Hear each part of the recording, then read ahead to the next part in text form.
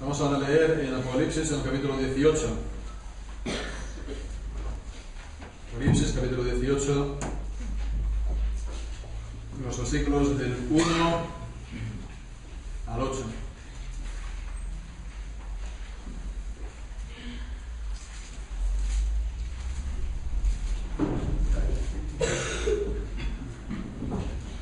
Dice así la palabra del Señor. Después de esto vi a otro ángel descender del cielo con gran poder, y la tierra fue alumbrada con su gloria. Y clamó con voz potente diciendo: ha caído la gran Babilonia, y se ha hecho habitación de demonios, y guarida de todo espíritu inmundo, y albergue de toda ave inmunda y aborrecible. Porque todas las naciones han bebido del vino del furor de su fornicación. Y los reyes de la tierra han fornicado con ella, y los mercaderes de la tierra se han enriquecido de la potencia de sus deleites.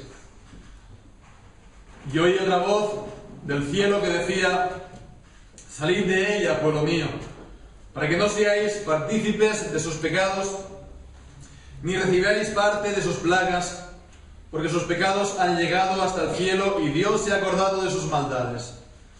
Dadle a ella como ella os ha dado, y pagadle doble según sus obras. En el cáliz que ella preparó bebida, preparadle a ella el doble. Cuanto ella se ha glorificado y ha vivido en deleites, tanto dadle de tormento y llanto, porque dice en su corazón: yo estoy sentada como reina, y no soy viuda, y no veré llanto. Por lo cual en un solo día vendrán sus plagas, muerte y llanto y hambre, y será quemada con fuego, porque poderoso es Dios el Señor, que la juzga. Amén. Amén. El Señor bendiga su santa palabra. En nuestra vida como cristianos necesitamos ser guiados por convicciones claras, por convicciones precisas, que están basadas, que están sacadas, ¿no?, de la misma palabra de Dios.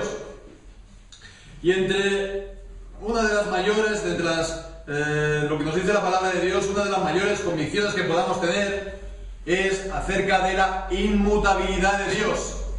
Que Dios es inmutable, y también de la inmutabilidad de sus propósitos, la inmutabilidad de sus decretos.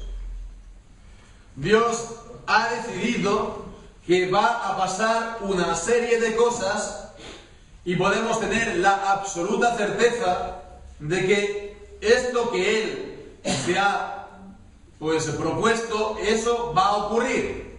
Y por lo tanto, todo lo que se levanta en contra de Dios, todo esto ha de caer, porque Dios así lo ha decidido.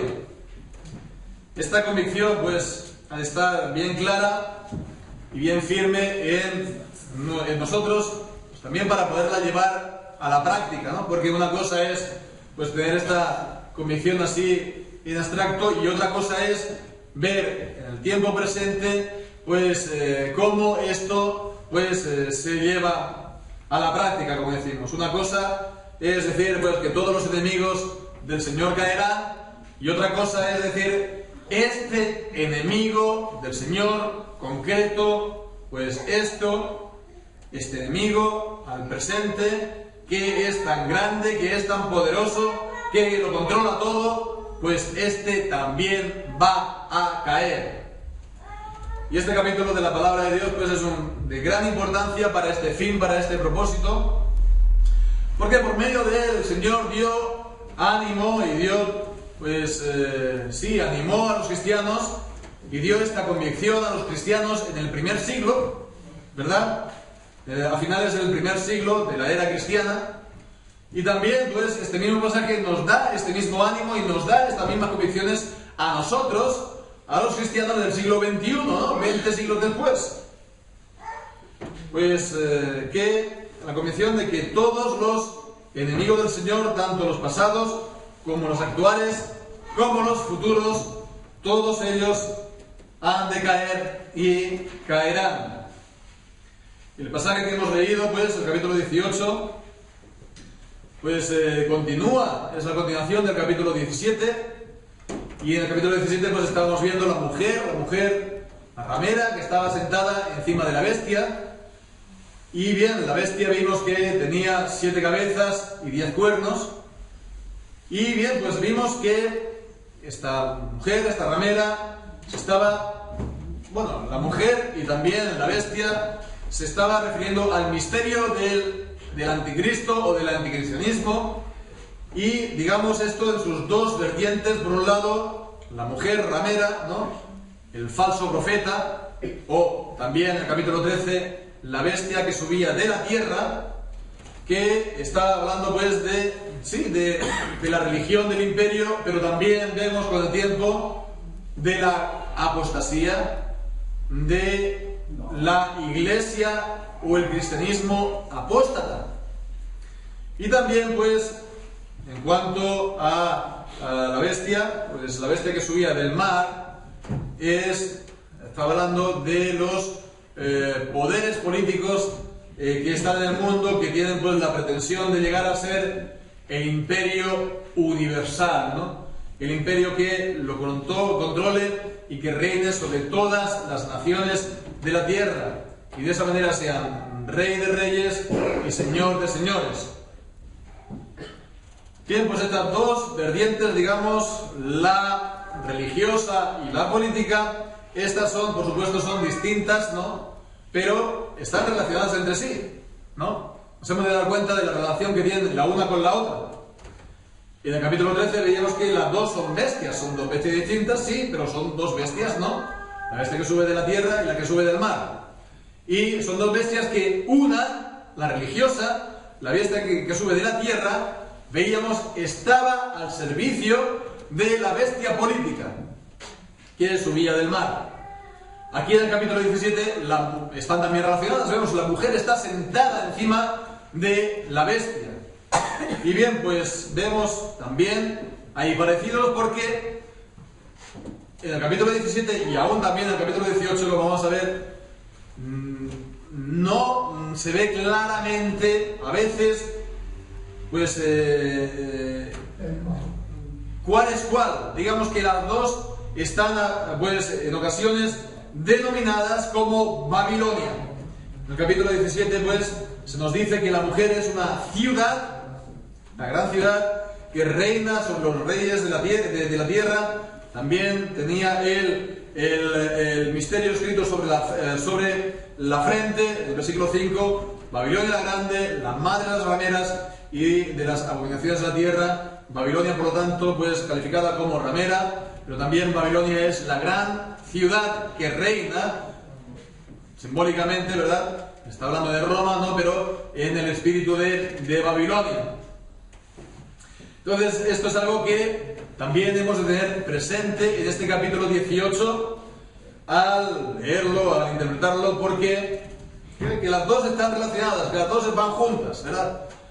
Porque esto es algo también que sorprende en el tiempo presente, ¿no?, en aquellos que escriben comentarios, etcétera, acerca del Apocalipsis, que se pierde de vista completamente esto.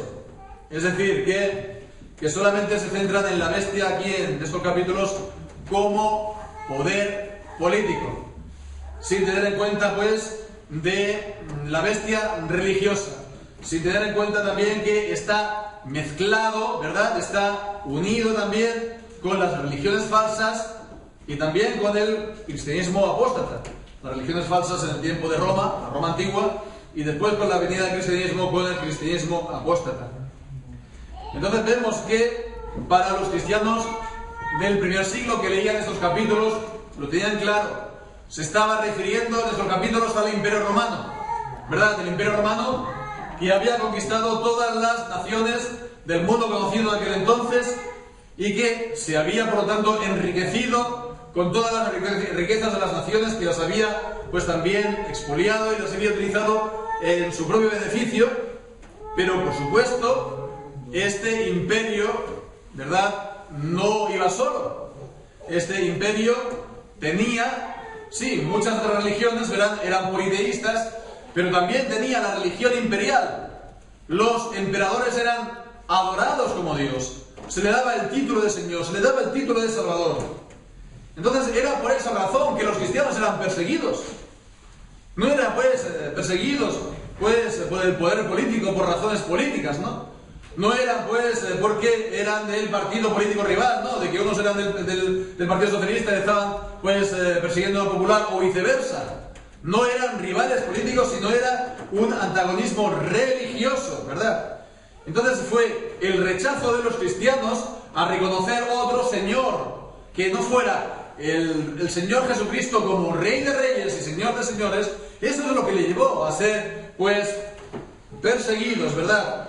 A ser perseguidos y a ser lanzados, pues, a los leones, o a ser crucificados, o a ser quemados vivos. Entonces vemos de que estos dos bestias, estos dos poderes, ¿verdad?, son distintos, sí, por supuesto, pero están relacionados. El uno está juntamente con el otro, y entonces vemos que también aquí en este capítulo 18, que trata de la caída de Babilonia, pues la caída de uno también comporta igualmente la caída del otro.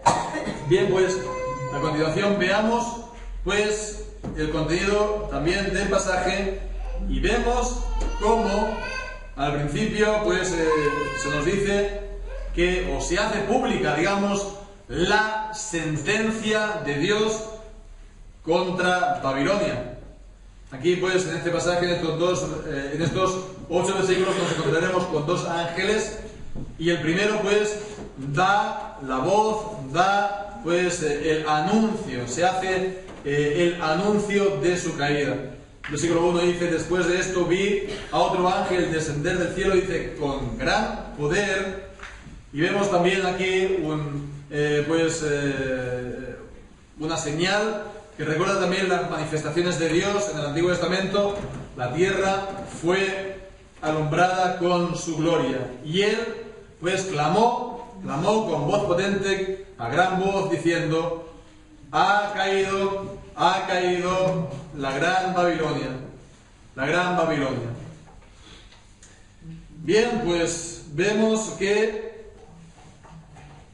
está diciendo esta frase: ha caído la gran Babilonia, que en el capítulo 5 vemos, perdón, en el capítulo 17, versículo 5, es Babilonia, la grande también, la gran Babilonia, la madre de las rameras y de las abominaciones de la tierra. Bien, pues acerca de esta frase del versículo 2, ha caído la gran Babilonia, hay que tener también presente de que esto sí que es una cita del Antiguo Testamento, una cita directa. La leemos en Isaías capítulo 21, Isaías capítulo 21 y versículo 9. Allí leemos: y he aquí vienen hombres montados, jinetes de 2 en 2. Después habló y dijo: cayó Babilonia, y todos los ídolos de sus dioses quebrantó en tierra. Entonces vemos, aquí se retoma esta cita: ha caído la gran Babilonia, y la consecuencia de esta caída dice: y se ha hecho habitación de demonios y guaridas de todo espíritu inmundo, albergue de toda ave inmunda y aborrecible. Como consecuencia de su caída vemos el panorama es de desolación, una ciudad vacía y solamente pues habitada por espíritus, ¿no?, por demonios, por animales impuros. Una habitación pues de espíritus impuros. Aquí también podemos ver una alusión a pasajes del Antiguo Testamento. En Jeremías capítulo 51, ahí leemos en el versículo 37. Jeremías capítulo 51 y versículo 37 dice también acerca de Babilonia: y será Babilonia montones de ruinas, morada de chacales, espanto y burla, sin morador. También hablando de la caída de Babilonia, de aquel tiempo del Antiguo Testamento. Y también en Isaías 34, aunque no está hablando directamente ahí de Babilonia, sino de las naciones que rodeaban a Israel. Allí también pues leemos en el capítulo 34 de Isaías, en el versículo 11, Dice, y se adueñarán de ellas, de la ciudad, dice, el pelícano y el erizo, la lechuza y el cuervo morarán en ella, y se extenderá sobre ella cordel de destrucción y niveles de asolamiento. Bien, pues acerca de esta proclamación del ángel, ha caído Babilonia, ¿no? Lo que llama la atención, vemos, es el tiempo del verbo, ¿no? Está hablando de esto en pasado, ha caído, cayó en Isaías, hemos leído, ambos en pasado igual, pues. Entonces, llama la atención porque está utilizando un verbo en pasado y la acción todavía no ha ocurrido. Eso todavía no ha sucedido. Eso entonces, ¿qué significa? ¿Qué quiere decir? Pues bueno, esto es una manera de hablar corriente en la Biblia, sobre todo en los profetas del Antiguo Testamento, una manera de hablar de los profetas que se conoce, es bien conocida, que se le llama, que se le conoce por el nombre de pretérito, es decir, el pasado, ¿no? El pretérito profético. El pretérito profético, ¿qué significa esto? Pues que los profetas en el Antiguo Testamento estaban anunciando cosas que tenían que venir, cosas que no habían sucedido todavía, pero estaban pues anunciándolo como algo del pasado, como algo que ya ha ocurrido, que ya lo hemos visto, ¿verdad? Algo de la historia. Entonces, ¿por qué esta manera de hablar? ¿Por qué esta manera de proceder? Era para mostrar que era algo irrevocable, que era algo seguro, que era tan seguro como que si fuera una cosa que ya hubiera ocurrido, ¿verdad? Que, por lo tanto, no iba a dejar de cumplirse de ninguna manera. El Señor lo había propuesto en sí mismo, y no solamente Él lo había propuesto, sino que Él lo había anunciado. Entonces, por dos cosas que son, pues, imposible que Él mienta, ¿verdad? En su propósito y además en su revelación, pues más aún eso iba a ocurrir. Por lo tanto, solamente depende de Dios. Y Dios es el omnipotente, Dios es el todopoderoso, y Dios puede hacer que todo lo que Él pues se ha previsto o propuesto, Él lo haga. Aún las cosas que no lo vemos, ¿no? Él llama las cosas que no son como si fueran, dice en Romanos capítulo 4, porque Él es poderoso para hacerlo.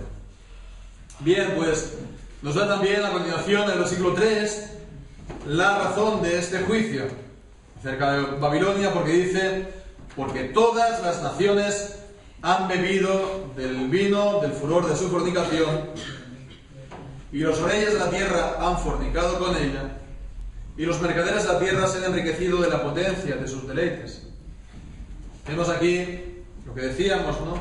Pues estas dos, se puede decir, Babilonia, la política y la religiosa, y aquí en este versículo 3 podemos ver ambas, porque por un lado está hablando del vino, de la fornicación, algo que ya vimos en el capítulo 17, aquí está hablando de la Babilonia religiosa, ¿verdad?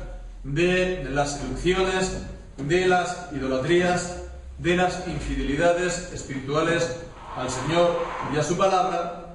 Por un lado, por lo tanto, esto de la fornicación pues se corresponde a la Babilonia religiosa, pero vemos que también habla del enriquecimiento de los mercaderes de la tierra. Ya veremos más adelante, ¿verdad?, en el capítulo 18, de los mercaderes, de las riquezas, de los productos, ¿verdad?, de la ciudad. Entonces vemos, está hablando de enriquecimiento. Los mercaderes de la tierra se han enriquecido, ¿verdad? Y dice, de la potencia de sus deleites. Esto es también algo a tener en cuenta, es un detalle que podríamos pues subrayar o destacar, ¿verdad? De la potencia de sus deleites. Vemos, ¿no?, cómo funciona el mundo. Cómo funciona el mundo, porque una de las mayores fuentes de riqueza, ¿qué es? Los placeres. Los placeres. Esto es ahora sí, y vemos que en el primer siglo no era distinto.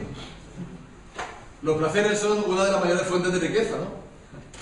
Más que pues el trabajo de la tierra, ¿no?, que tienes que estar ahí esperando, tienes que estar ahí cavando, tienes que estar ahí abonando, tienes que estar ahí pues Pues dice, pues nada, pues ¿qué es lo que da dinero? Los placeres, ¿no? Bebida, ¿no? El alcohol, las drogas, ¿no? Prostitución, placeres sexuales. ¿Cuánto nos mueve todo esto, verdad? Hoy en día, ¿no? De dinero. Vemos que no es nada ni nuevo, ni nada extraño, porque eso es la manera como funciona el mundo, ¿verdad? El mundo, pues, en vez de estar, pues, gobernado y dirigido por la palabra de Dios, para la gloria de Dios, vemos que si está caído en pecado, pues vemos que el mundo está en función de esto, y está, pues sirviendo a esto, a este fin, a este propósito, ¿no? La potencia de los deleites y de los placeres. Bien, pues, que la sentencia de Dios sobre Babilonia, esa Babilonia que es religiosa y política al mismo tiempo, pero que también, como vimos la semana pasada, ¿verdad?, cuando veíamos acerca de la historia de la bestia, es también, pues, esa Babilonia, la antigua y la moderna, ¿no? La antigua y las Babilonias que han ido, pues, habiendo, ¿no? Que han ido siguiendo o existiendo durante estos siglos, pues, para que veamos que eso ha de ser, pues, que se ha de cumplir, que se cumplirá, que eso es irrevocable. Para que quede eso bien claro, pues vemos que esta caída es la base del siguiente mandamiento que Dios da a su pueblo. Y es lo que leemos en el versículo 4. Oí otra voz del cielo que decía, otro ángel que aparece. Y pues da el mandamiento a su pueblo, dice: salid de ella, pueblo mío, para que no seáis partícipes de sus pecados, ni recibáis parte de sus plagas. Salid de ella, salid de Babilonia. Y esto también es una cita del Antiguo Testamento, pero es también sorprendente ver que es una de los mandamientos, sí, que más se pueden encontrar en el Antiguo Testamento, de una manera o de otra. Lo podemos leer, por ejemplo, en Isaías, en el capítulo 48, Isaías, capítulo 48 y versículo 20. Dice: salid de Babilonia, huid de entre los caldeos, dad nuevas de esto con voz de alegría, publicadlo, llevadlo hasta postrero de la tierra, decid: redimió Jehová a Jacob su siervo, salid de Babilonia. El capítulo 52 y versículo 11 dice: apartaos, apartaos, salid de ahí, no toquéis cosa inmunda, salid de en medio de ella, purificaos los que lleváis los utensilios de Jehová. En el capítulo 50 de Jeremías capítulo 50 y en el versículo 8, allí también leemos: huid de en medio de Babilonia y salid de la tierra de los caldeos, y sed como los machos cabríos que van delante del rebaño.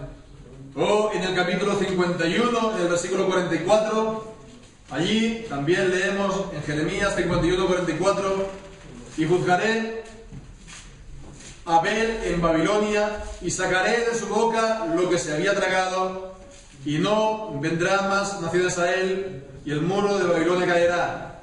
Salid de en medio de ella, pueblo mío, y salvad cada uno su vida del ardor de la ira de Jehová. También en Zacarías capítulo 2 y versículo 7: oh Sión, la que moras con la hija de Babilonia, escápate, escápate, porque así ha dicho Jehová de los ejércitos: tras la gloria me enviará él a las naciones que os despojaron, porque el que os toca, toca a la niña de su ojo. Y es algo que también nos encontramos en el Nuevo Testamento, en 2 de Corintios, en el capítulo 6. 2 de Corintios, capítulo 6, podemos leer versículos 16 y 17: porque vosotros sois templo del Dios viviente, como Dios dijo: habitaré y andaré entre ellos, y seré su Dios, y ellos serán mi pueblo. Por lo cual, salid de en medio de ellos y apartaos, dice el Señor, y no toquéis lo inmundo, y yo os recibiré. vemos pues que hay todo este trasfondo, ¿verdad? Es uno de los, en cada momento es un mandamiento de Dios. El mandamiento que Dios da a su pueblo, que, bueno, pues lo dio ya pues por medio del profeta Isaías, en el 700 a.C., o por Jeremías, en el 500 a.C., vemos a que el pueblo de Israel, pues después de ser llevado al exilio, después de estar 70 años exiliado en las tierras de Babilonia, pues después de ese tiempo, ellos con Ciro, del cual también habla Isaías, en el capítulo 40 en adelante, habla de Ciro, que vemos también en el capítulo 1 de Esdras, pues Ciro da el decreto para que todos los judíos que tengan en el corazón regresar a Jerusalén, que lo pueden hacer. Y vemos, el rey Ciro lo permite, pero vemos que Dios lo manda a todo el pueblo y pues que solamente volvió una parte del pueblo, aquellos a los cuales Dios despertó el corazón para que regresaran. Tras esos 70 años que habían también profetizado el profeta Jeremías, tras al principio leemos en Jeremías capítulo 29 que el pueblo tenía que estar en cada ciudad, que tenían que edificar casas, que tenían que casarse allí, tener familias ahí, pero que sería después de 70 años que ellos volverían. Y la razón, vemos, es que de esa manera ellos evitarían, el pueblo de Israel evitaría en recibir los juicios de Dios a Babilonia. No ser partícipes, no recibir, no tener parte en los juicios de Dios. Babilonia, cumplió su papel, los propósitos de Dios. Babilonia, conquistó todas las naciones y también Israel, y fue ese el castigo, a Israel por sus pecados, pero a su vez Babilonia iba a ser después castigada por el Señor por toda la maldad que hizo. Bien, entonces eso es lo que iba a ocurrir con Ciro, que iba a conquistar Babilonia. Bien, entonces, para que el pueblo no sufra represalias, para que el pueblo no perezca juntamente con Babilonia, le dice: salid de ella, salid de ella. Bien, para nosotros, como cristianos en el siglo XXI, ¿qué puede representar este mandamiento de salir de Babilonia? Bueno, primeramente es algo bastante evidente, es la idea de salir del mundo. Esto es lo que ocurre en el Evangelio, ¿verdad? Cuando recibimos la regeneración del Señor. Somos trasladados del reino del mundo, ¿verdad?, de las tinieblas, al reino de su luz. Esto es una obra del Señor. Leemos en 1 de Pedro, en el capítulo 2, versículo 9, dice: mas vosotros sois linaje escogido, real sacerdocio, nación santa, pueblo adquirido, para que anunciéis adquirido por Dios, para que anunciéis las virtudes de aquel que os llamó de las tinieblas a su luz admirable. Vemos que está ese salir del mundo. Se estaba en las tinieblas y se va al reino de su luz admirable. Pero hemos de mantenernos entonces sin mancha y sin contaminación del mundo. Hemos de llevar una vida aparte del mundo. No hemos de vivir como el mundo. No hemos de amar al mundo. No hemos de ser amigos del mundo. Nos dice Santiago: si alguno quiere ser amigo del mundo, se constituye enemigo de Dios. Entonces no podemos llevar la vida que lleva el mundo. No podemos llevar los valores de la gente del mundo. No podemos vivir con las mismas costumbres, ¿verdad?, haciendo las mismas prácticas, siendo guiados por los mismos valores o las mismas ideas. hemos pues de estar separados del mundo, hemos de estar apartados para el Señor, apartados para Cristo. ¿De qué manera esto se puede ver en la vida? Pues se puede ver de manera pues muy sencilla. Hace poco pues recibí también una carta de un buen amigo mío con el que estuve estudiando en los tiempos de seminario. Él era del país de Gales, y él pues también tiene un hijo de la edad de los nuestros más o menos, y el hijo allí, por ejemplo, entrena rugby, ¿no? Allí el deporte no es el fútbol, ahí es el rugby.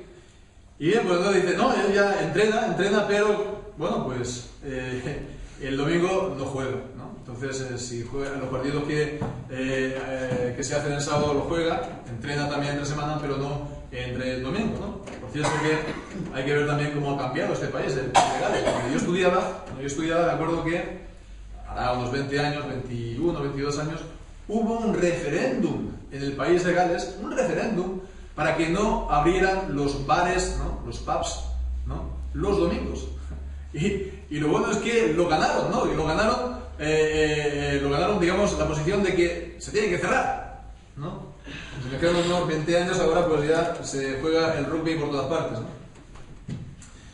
Entonces, bueno, no hay nada malo en entrenar a rugby, no hay nada malo en entrenar a fútbol, ¿no? No hay nada malo en jugar pues, en los partidos de fútbol el sábado, ¿no? Ahora bien, no podemos nosotros pues, jugar los partidos de rugby, los partidos de fútbol el sábado. No hay nada malo en entrenar pues, a gimnasia el sábado, ¿verdad? O entre semana, pero no se puede hacer los entrenamientos de gimnasia en domingo. No hay nada malo, por lo tanto también tener amigos, ¿no? Amigos en el lugar de trabajo, ¿verdad? En el lugar de estudios, en ser simpáticos con ellos, en tener una buena relación con ellos, pero una cosa es esta y otra cosa es que no hemos de intimar con ellos. No hemos de intimar con ellos, no hemos de tener cosas que nos unan íntimamente con ellos. ¿Por qué?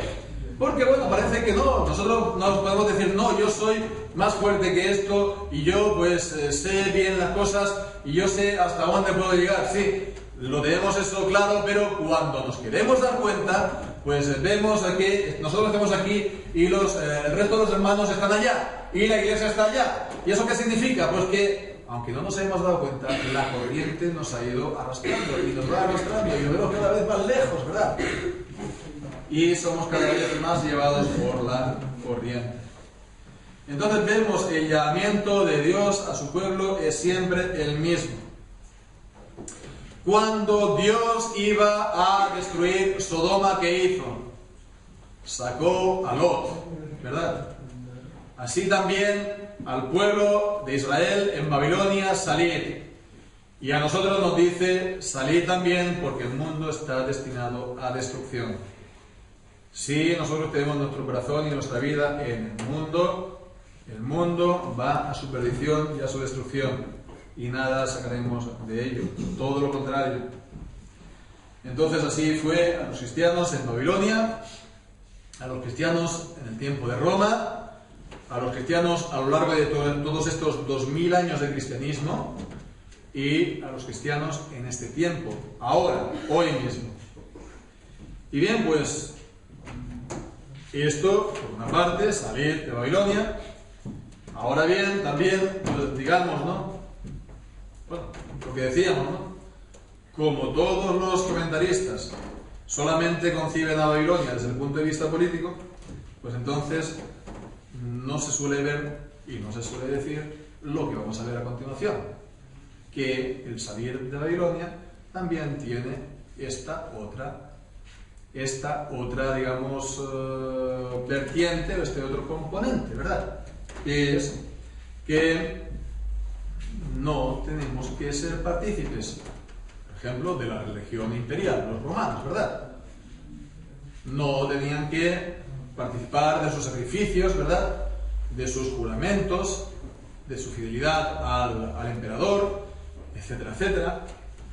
O bueno, durante estos 2000 años de cristianismo, del cristianismo apóstata, ¿verdad? De la religión que ha estado con el imperio universal, en este caso en Europa, el papismo, ¿no? El papado, que ha ido mano de la mano con el imperio en Occidente.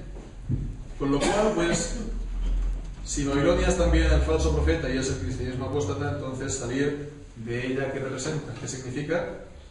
Pues simplemente no participar de sus idolatrías. No participar de sus idolatrías. Significa, por lo tanto, separarse de ella. Salid de ella. Salid de ella. No participéis de sus pecados. No participéis de sus idolatrías. No participéis de sus fornicaciones, ¿verdad?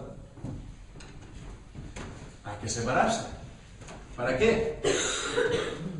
Para congregarse con aquellos que invocan el nombre del Señor y que pues se congregan para honrar al Señor, que se congregan para escuchar su palabra, para vivir pues también una vida de amor y de servicio al Señor Jesucristo.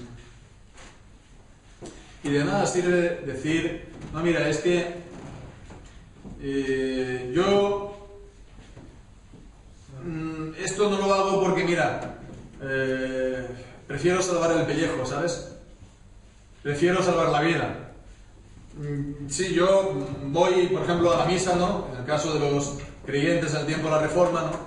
O en el tiempo de las grandes persecuciones en Francia, o incluso en el Imperio, ¿no? El Imperio Austrohúngaro. Bueno, el Austrohúngaro no, el Imperio Romano. Entonces, en el siglo XVII y XVIII, los cristianos estaban siendo salvajemente perseguidos.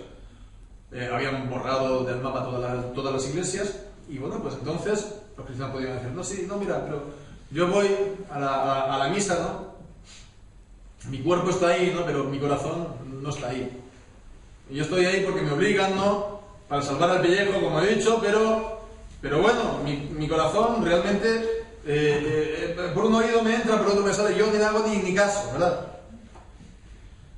Porque de nada sirve, porque de una u otra manera no se está dando la gloria al Dios verdadero. No se está honrando la verdad de Dios. Se está participando en esas idolatrías. Y bueno, pues aunque el precio a veces que se tiene que pagar sea duro, pues se tiene que pagar. Y no hemos de temer a los que matan el cuerpo, sino que hemos de temer al que tiene el poder para echar nuestros cuerpos y nuestras almas al infierno, dice el Señor Jesús.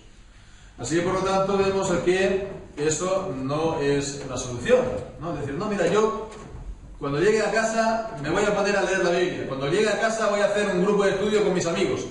No, hemos de dar la gloria a Dios en casa, sí, pero también en público, ¿verdad? Hemos de salir también de las idolatrías del cristianismo apóstata.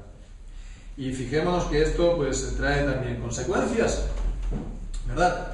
Este fue, por ejemplo, el motivo principal por el cual en el año 1555-56 en Francia había solamente una congregación reformada, una congregación reformada. 7 años después había más de 2000 con sus pastores. 7 años después había más de 2000. Y bien, pues nos podemos imaginar qué supuso eso, ¿no? Que en 7 años se pasa de una congregación a 2000. ¿Por qué? Porque todos los creyentes pues dijeron, no, vamos a salir de ella y vamos a hacer congregaciones verdaderas en las que se enseñe y se predique la verdad de la palabra de Dios. Y se sirva y se adore a Dios según la verdad de su palabra y no según las invenciones de los hombres. Bien, ya digo que ellos podían haber dicho, no, nosotros ya hacemos nuestros estudios bíblicos en casa, ¿verdad? Yo ya hablo del Señor aquí, pero no, hay que hacer las cosas, hay que tomar partido públicamente, hay que profesar públicamente la fe. Bien, pues entonces vemos que eso es lo que ocurrió en aquel entonces, ¿verdad? Eso es igual para el día de hoy. Es lo mismo para el día de hoy. Es la misma situación. Es el mismo mandamiento. Yo no dudo, por ejemplo, que dentro de la Iglesia Católica Romana, yo no dudo que haya creyentes verdaderos, ¿no? Hay gente que a lo mejor lo pondrá en duda, pero yo no dudo que haya creyentes verdaderos dentro de la Iglesia de Roma, por lo que todavía queda de Evangelio dentro de ella, ¿no? Hay gente que pueda leer la palabra de Dios o pueda escuchar alguna porción de la palabra de Dios y el Señor lo pueda llamar de alguna u otra manera. Yo no lo dudo esto, pero los creyentes que pueda haber en ellas han de salir de ella, han de salir de ella. Lo mismo con las iglesias liberales, que he conocido también personalmente, creyentes que están en iglesias liberales, ¿no? Pues para dar testimonio, para ver si esto se puede reflotar, han de salir de las iglesias liberales apóstatas, o incluso de congregaciones pues evangélicas que están también comprometidas con el ecumenismo, por ejemplo, con el liberalismo cada vez más, y también pues con distintas herejías, ¿no? Con distintas herejías, porque también dentro del movimiento evangélico hay también herejías, hay también gente que no cree en la Trinidad, por ejemplo, ¿no? Gente que no cree, que la rechaza también con grande aborrecimiento, ¿no? Esto por las cosas más evidentes, pero también hay pues desórdenes de todo tipo, ¿verdad? Que también hay mensajes pues en cuanto a la salvación que lo plantean prácticamente como una obra del hombre. En fin, vemos aquí en un caso, en otro caso, la cuestión, el dilema es para creyentes el mismo. ¿Por qué? ¿Por qué se va a estar en lugares donde se ha comprometido la verdad de la palabra de Dios? ¿Por qué estar favoreciendo ministerios, iglesias que falsean la verdad de Dios? ¿Por qué estar pues en esos lugares, verdad? Antes que obedecer al Señor, salir de en medio de ellas. Y dirán, bueno, ¿salir a dónde? Pues salir cuando se vea una congregación verdadera, cuando se vea una iglesia verdadera en la que se predica verdaderamente el Evangelio y la palabra de Dios es enseñada y se da el culto correcto a Dios que la palabra de Dios ordena, entonces es allí donde se tiene que estar. Porque todas las demás, ¿verdad? Todos los demás, digamos, lugares que se ha comprometido con el espíritu de este tiempo caerán. ¿Por qué pensamos que, por ejemplo, hay tantos lugares que cada vez más apoyan el matrimonio homosexual dentro de las iglesias? ¿No? ¿Por qué? Pues es esto mismo, es la fornicación espiritual, es la infidelidad espiritual con el espíritu de este tiempo, con el espíritu de este siglo, con el espíritu de este mundo. Es la alianza que hay en según qué sectores del cristianismo, ¿verdad? Con según qué ideologías y con qué partidos políticos en Europa y también en Occidente, en América, ¿verdad? Es entonces una alianza de lo político con lo religioso, de manera que solamente pues han tenido que unos hacer un chasquido de dedo, ¿verdad? Y los otros corriendo a justificarlo, ¿verdad? Unos partidos políticos lo han puesto por ley y los otros lo están justificando al día siguiente. Entonces vemos que eso es algo que está ahí, es algo que es de completa actualidad también para nosotros hoy. Para concluir, vemos los versículos del 6 al 8, vemos que en estos versículos hay un llamamiento de Dios, ¿verdad?, a ejecutar ese juicio en contra de Babilonia. Dice, dadle a ella como ella os ha dado, y pagadle doble según sus obras. En el cáliz que ella preparó bebida, preparadle a ella el doble. Entonces vemos, se ha de cumplir ese juicio. No es que nosotros se lo hayamos de dar.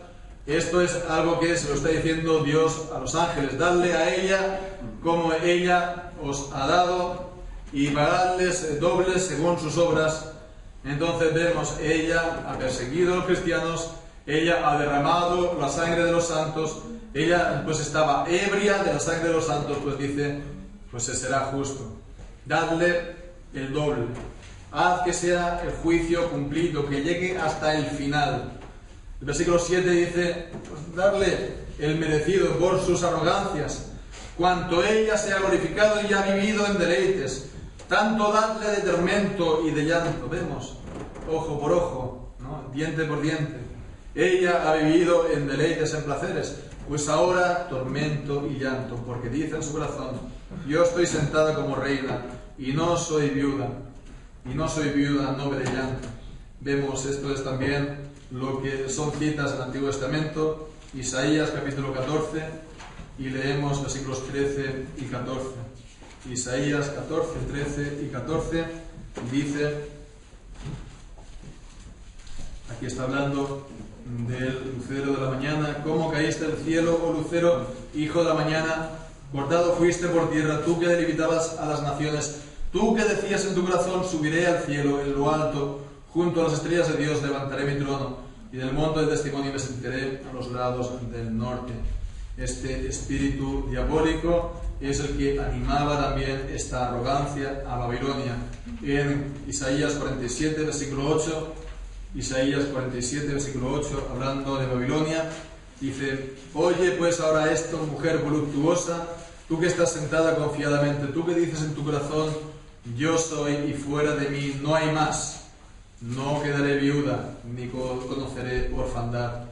O en Jeremías, en capítulo 50, versículo 28. 50, versículo 28. Dice: voz de los que huyen y escapan de la tierra de Babilonia, para dar en Sion las nuevas de la retribución de Jehová nuestro Dios, de la venganza de su pueblo. Entonces vemos que allí donde está la arrogancia, allí vendrá el juicio de Dios.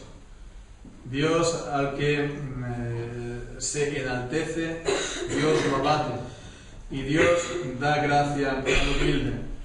Si vemos pues que el mundo, los poderes que gobiernan ahora este mundo, ellos dicen: es imposible que a mí me venga el mal, es imposible que a mí me ocurra nada, porque yo tengo todo el poder, porque yo lo controlo todo. Cuando eso ocurre, podemos tener pues la seguridad que es la antesala de su quebrantamiento. Antes de ser quebrantado por Dios, vemos que el impío se jacta y se levanta con arrogancia.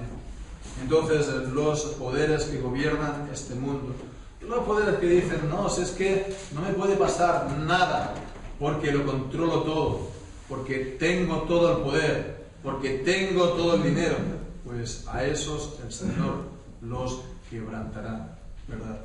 Y esto no lo dudemos, ¿verdad? No lo dudemos. También para el tiempo presente, también para el futuro, aunque tengan todo el poder en el mundo, llámese como se llame, ¿verdad? Pues el juicio de Dios vendrá sobre todos aquellos que se levantan en contra del conocimiento de Dios, que difunden abominaciones, que están pues llenando el mundo de maldad, de la inmundicia de su fornicación. Y eso tarde o temprano vendrá. A nosotros pues nos toca estar expectantes, nos toca estar preparados y también proclamando esta verdad, ¿no? Que proclamaba el ángel, también los ángeles de las iglesias la han de proclamar, que el juicio de Dios, la caída de estos poderes políticos y religiosos anticristianos en el mundo es inevitable. Así pues, que así sea, que el Señor nos dé, pues que de esta manera ver que el Señor es glorificado y que se pueda ver en el mundo, ¿no? Que Jehová, nuestro Dios, el Señor de los ejércitos, el Señor Dios Todopoderoso, Él es el único Dios. A su nombre sea la gloria. Amén.